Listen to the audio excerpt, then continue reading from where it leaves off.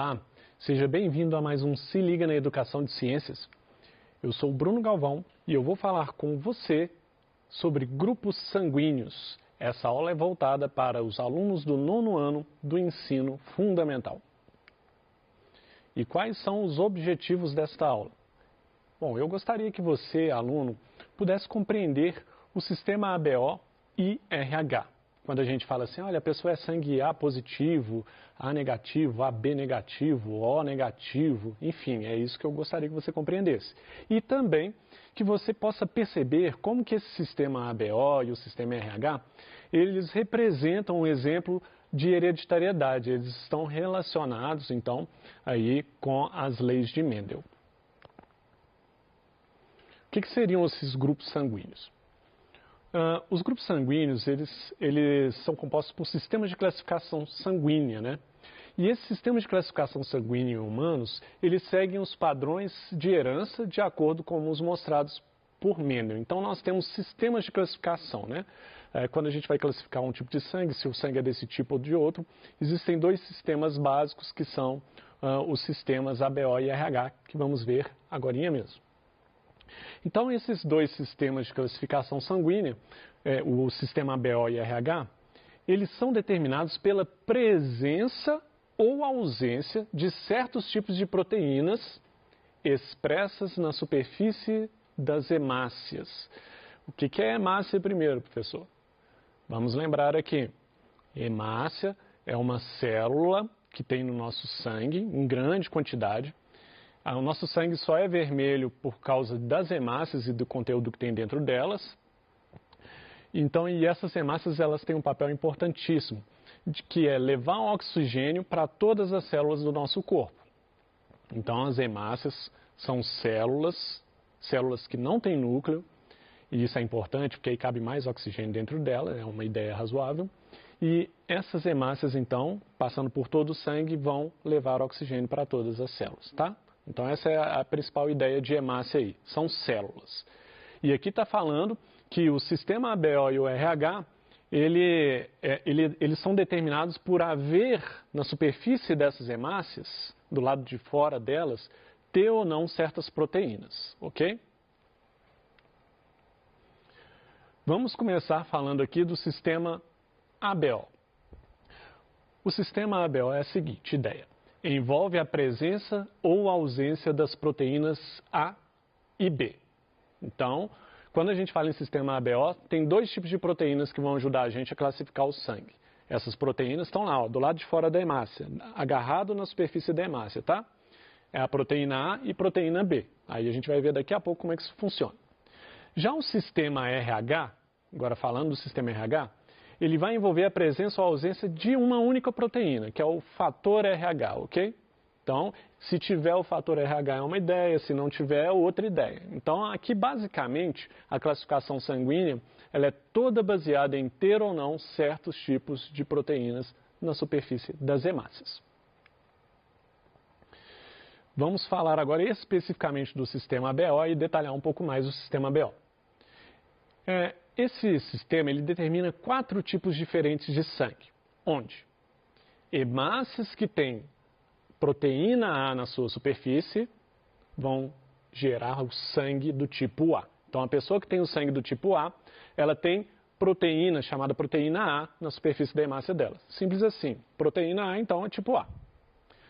Hemácias que têm proteína B na sua superfície vão ser, então, aquelas pessoas que têm o tipo sanguíneo B. Só tem proteína B na superfície da hemácia dela. Beleza, sangue do tipo B. Já que existem algumas hemácias, né, aliás, mentira, existem pessoas que as hemácias dela têm tanta proteína A quanto a proteína B na superfície. Então o que vai acontecer? A pessoa vai ter o sangue AB. Simples assim. E quem não tem nenhum tipo de proteína, nem A nem B, na superfície das hemácias? Se não tiver nem proteína A e nem proteína B na superfície da hemácia daquela pessoa, significa que ela tem o sangue do tipo O. Então, o sangue do tipo O é a ausência dessas proteínas nas hemácias das pessoas, ok? Bom, eu fiz um esquema para representar isso, e aqui eu usei a seguinte ideia de representação, tá? Para as proteínas na superfície da hemácia. Eu vou usar aqui o triângulo verde para representar a proteína A e o quadrado amarelo para representar a proteína B. Se a cor não estiver muito clara, saiba que o triângulo é proteína A e o quadrado proteína B. Vamos ver umas hemácias aqui. Eu desenhei a hemácia aqui de rosinha, só para lembrar que a hemácia é vermelha, só que eu coloquei mais claro para ficar com uma nitidez melhor. E repare então que nessa primeira hemácia aqui, ó, deixa eu pegar aqui um pincelzinho para eu ir apontando para vocês. Então tá aqui, essa primeira hemácia aqui, ó. Ela tem na superfície dela, olha aqui, olha, um tipo de proteína, que eu falei que o triângulo ia representar a proteína A. Se ela tem proteínas A na superfície dela, então essa pessoa tem um grupo sanguíneo A. Maravilha, simples assim. Vamos ver agora a hemácia de baixo. Olha essa hemácia de baixo aqui, ó. Agora ela tem os quadradinhos na superfície. Eu estou representando a proteína B como se fossem quadradinhos, tá? Não é que a vida real é isso, não. As proteínas têm um formato mais complexo. É uma representação em que eu estou mostrando um quadradinho aqui, ó. Esse quadradinho representa a proteína B. Portanto, a pessoa que tem essas hemácias no sangue dela, ela então é uma pessoa do grupo sanguíneo B. Então ela tem o sangue do tipo B. Ok? Bola para frente. Agora vamos ver esse outro exemplo aqui de hemácia. Olha essa hemácia aqui, ó. Tá cheio de proteína aqui na superfície dessa hemácia. Nós temos nessa hemácia aqui, ó, proteínas do tipo A e também temos proteínas do tipo B. Tem tanto o triângulozinho quanto o quadrado aqui, ó. Então, tem proteína A e proteína B na superfície dessa hemácia. Portanto, qual é o tipo sanguíneo dessa pessoa? O grupo sanguíneo AB. E temos esse último exemplo aqui, ó. Uma hemácia que não tem nenhuma dessas duas proteínas na superfície, nem A nem B. Se não tem nenhuma das duas proteínas, é o grupo sanguíneo do tipo O, ok? Essa é a ideia aí dos grupos sanguíneos do ponto de vista de ter ou não proteínas na superfície das hemácias das pessoas. Como que a gente vê isso geneticamente, né? Bom, toda proteína que existe no organismo humano, ela é codificada por genes no nosso DNA. Os genes são aqueles pontos do DNA, né, aquelas sequências, aqueles códigos do DNA que vão ser a leitura para produzir proteínas. Então, a proteína A, que pode estar na superfície da hemácia, e a proteína B, que pode estar na superfície da hemácia, existem genes que codificam elas, para que elas sejam produzidas. E aí entra essa ideia aqui. E como esses genes são representados no papel, na genética, para a gente falar do tipo sanguíneo? A gente representa esses genes pela letra I aqui, ó. Então, a letra I vai representar esses genes. Então, nós vamos usar a letra I para fazer essas relações aí a partir de agora, ok? Vamos ver isso então. Esses genes estão na forma de 3 alelos. Lembrando que I representa as proteínas, que vai representar essas proteínas, ou A ou B. Agora, como é que eu vou diferenciar se esse I é de uma proteína A, se é de uma proteína B, ou se é de não ter proteína nenhuma? Vamos ver aqui, ó. Vai ter esses 3 alelos, IA, IB e um I minúsculo. Lembra lá da lei de Mendel e que a gente viu que as letras maiúsculas vão representar os genes que são dominantes, que vão dominar sobre as outras características. O IA, ele está dizendo então, vamos colocar aqui, ó, o IA codifica a proteína A. Aí tem esse Azinho aí, né? É um A maiúsculo, mas o I que representa o gene em si. E o A é o tipo do gene, que é o IA, que codifica a proteína A. O IB também é um I maiúsculo. Vai reparando isso. O IA e o IB é um I maiúsculo.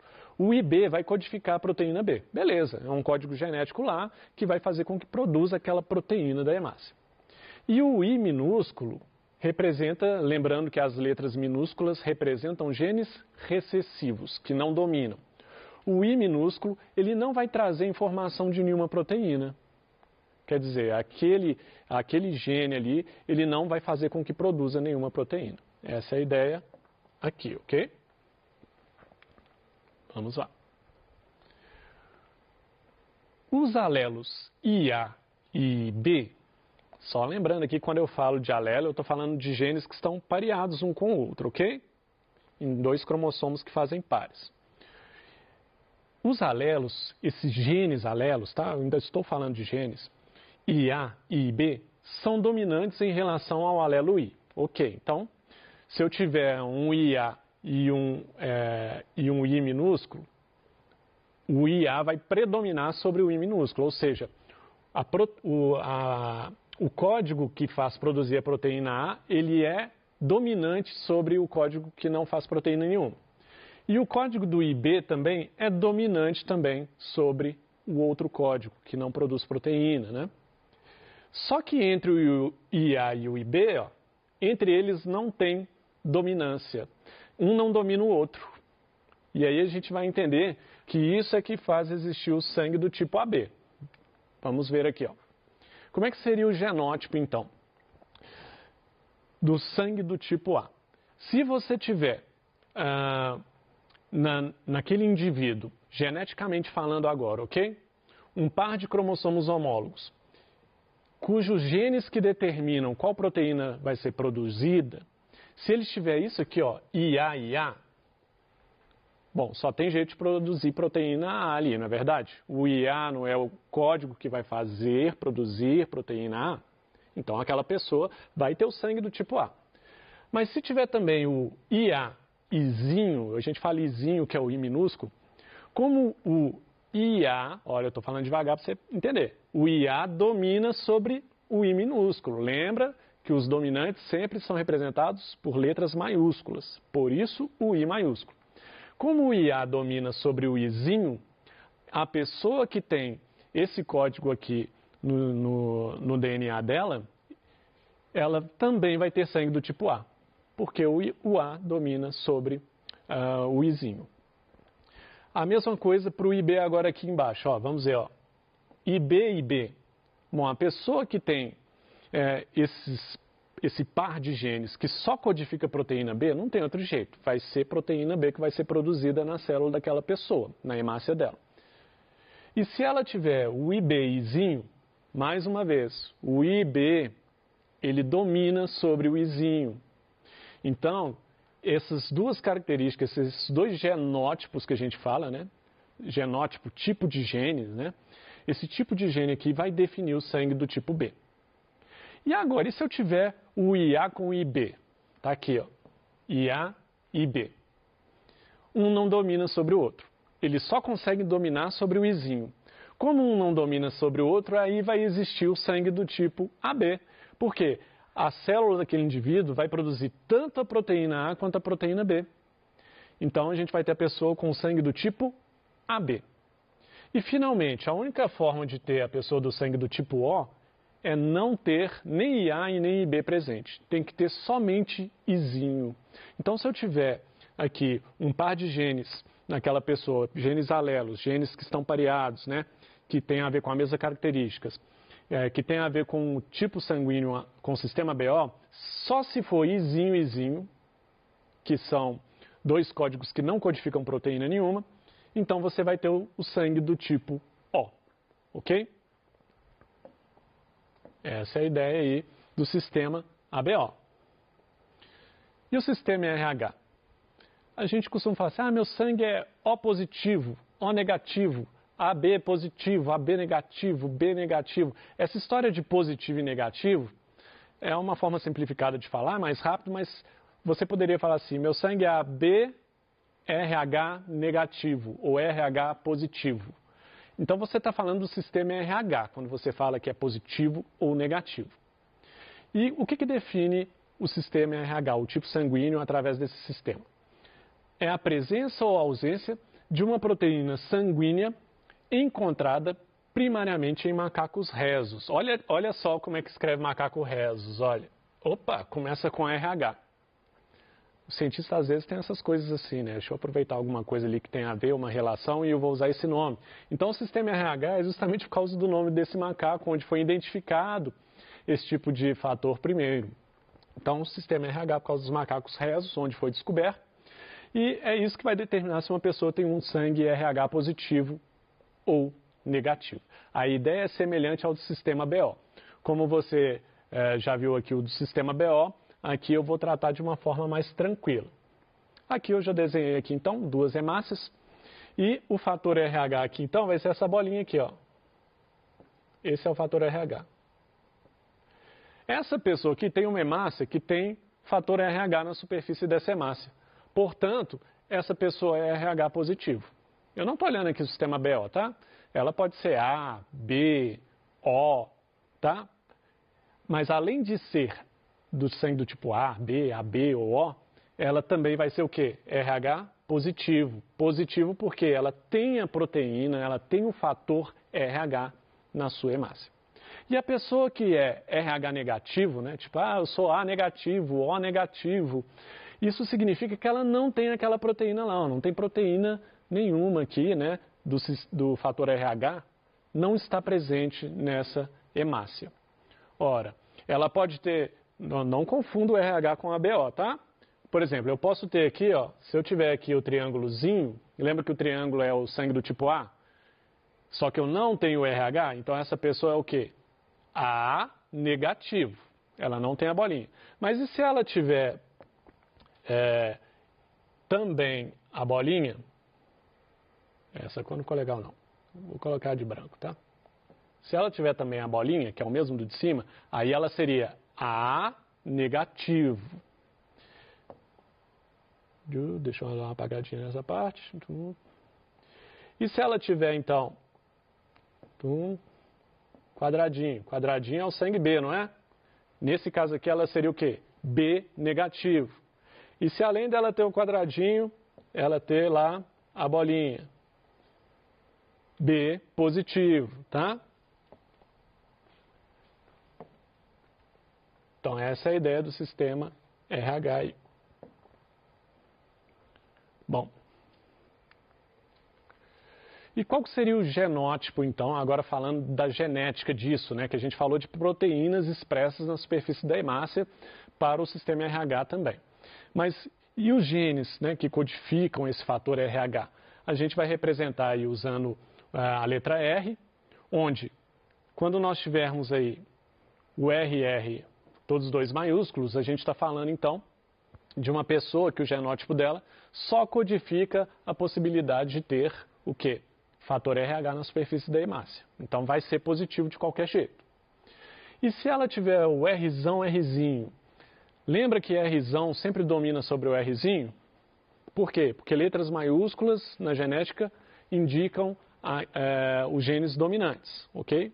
Os alelos dominantes. E as letras minúsculas vão identificar os alelos recessivos, que não dominam, são dominados.